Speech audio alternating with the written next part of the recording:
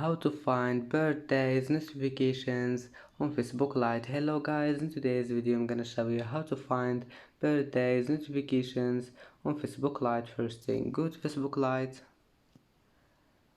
and here just click these three lines in the top corner, and after you click on it, here just go down, you will find settings and then click notifications, and here you will find birthdays, and you can manage here anything you want.